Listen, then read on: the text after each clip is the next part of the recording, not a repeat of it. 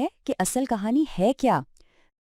پاکستان میں افریقن گرے طوطے کی تاریخ ایک ایسی کہانی ہے جو ہم سب نے سنی ہے، لیکن کیا ہو اگر یہ کہانی آدھی ادھوری ہو یا شاید غلط ہو؟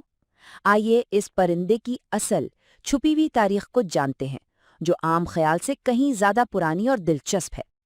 تو چلیے شروع کرتے ہیں اس سب سے بڑی غلط فہمی سے جو اس پرندے کے بارے میں پائی جاتی ہے۔ یہ بات تو اکثر سننے میں آتی ہے، ارے افریقن گرے تو پاکستان میں 2010 کے بعد ہی آیا ہے۔ بالکل، یہ خیال اتنا عام ہو چکا ہے کہ اب یہ ایک حقیقت لگنے لگی ہے۔ لیکن سوال یہ ہے، کیا واقعی ایسا ہے؟ کیا یہ پوری کہانی ہے یا اس کے پیچھے کچھ اور بھی ہے، کچھ ایسا جو ہم نہیں جانتے؟ دیکھیں، اصل بات یہ ہے کہ یہ جو کہا جاتا ہے نا، یا تو غلط معلومات پر مبنی ہے یا سیدھا سیدھا گمراہ کرنے والی بات ہے۔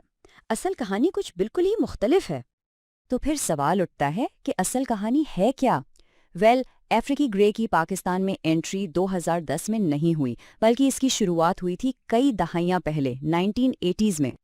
تو دیکھیں، اس کا سفر شروع ہوا لیٹ 1980s میں، تب یہ پرندہ پہلی بار پاکستان آیا۔ پھر ارلی 90s میں بہت ہی لمیٹڈ امپورٹس ہوئیں، اور پھر آیا 1995 سے 2005 کا دور۔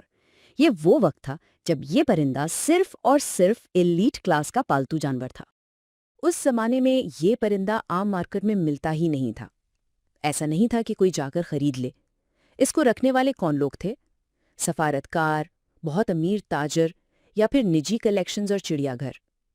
یہ خلیجی ممالک اور یورپ سے امپورٹ ہوتا تھا، اس لیے یہ ایک سٹیٹس سمبل تھا، ایک بہت ہی ایکسکلوسیو پالتو جانور۔ اور پھر سب کچھ بدل گیا، ایک نیا دور شروع ہوا۔ یہ وہ وقت تھا جب یہ نایاب پرندہ عام لوگوں کی پہنچ میں آنے لگا، اور اس کے ساتھ ہی پوری مارکیٹ کا نقشہ ہی بدل گیا۔ 2005 کے بعد سمجھ لیں افریقن گرے کی دنیا میں ایک انقلاب آ گیا۔ جو پرندہ لگ بھگ 20 سال تک صرف چند گنے چنے گھروں میں نظر آتا تھا، اب وہ اچانک ہر کسی کی نظروں میں آنے والا تھا۔ تو آخر ہوا کیا تھا؟ دیکھیں، 2006 سے پہلے عوام میں اس کی مانگ بالکل کم تھی، نہ ہونے کے برابر۔ لیکن 2006 کے بعد ڈیمانڈ میں ایک دم سے بوم آ گیا، اور یہی وہ وجہ ہے کہ لوگوں کو لگا کہ یہ پرندہ پاکستان میں نیا ہے، کیونکہ لوگوں نے اسے بڑی تعداد میں دیکھنا ہی اس دور میں شروع کیا تھا۔ لیکن اس کمرشل بوم کے پیچھے ایک کڑوا سچ بھی ہے، ایک ایسی حقیقت جسے ہمیں جاننا ضروری ہے۔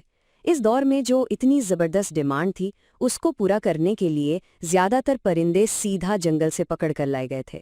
یہ تلخ حقیقت ہے، اور اس کہانی کا ایک اہم حصہ ہے جسے لوگ اکثر بھول جاتے ہیں۔ اس تیزی نے نہ صرف مارکیٹ میں پرندے عام کیے، بلکہ اس نے ایک اور بہت بڑی غلط فہمی کو جنم دیا، اور وہ کیا ہے؟ یہ کہ افریقن گرے کا کوئی پاکستانی سٹاک بھی ہے۔ چلے اس مت کو بھی ڈیبنک کرتے ہیں۔ تو مت یہ ہے کہ افریقی گرے کا ایک اوریجنل پاکستانی سٹاک ہے۔ حقیقت ایسا کچھ بھی موجود نہیں ہے۔ سمپل، یہ پرندہ پاکستان کا ہے ہی نہیں، یہ یہاں کا مقامی نہیں ہے۔ یہاں جتنے بھی پرندے ہیں وہ سب یا تو خود امپورٹڈ ہیں یا پھر ان کے والدین امپورٹڈ تھے، یعنی ان کی نسل باہر کی ہے۔ اور یہیں پہ کیپٹیو بریڈنگ کا کانسیپٹ سمجھنا ضروری ہے۔ اس کا مطلب کیا ہے؟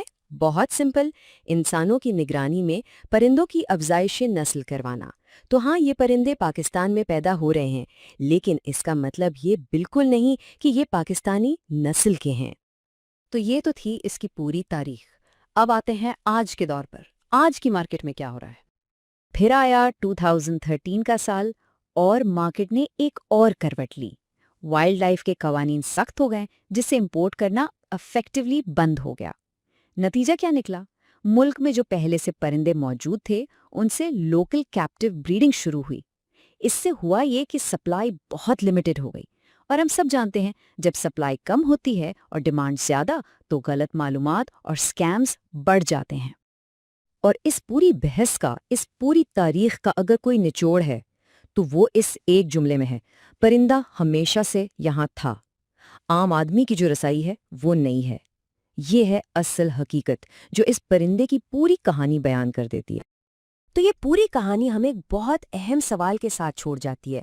ایک ایسی مارکیٹ میں جہاں سپلائی کم ہے اور ہر طرف سے معلومات آ رہی ہیں، صحیح بھی غلط بھی، وہاں کوئی شخص سچ اور جھوٹ میں فرق کیسے کرے؟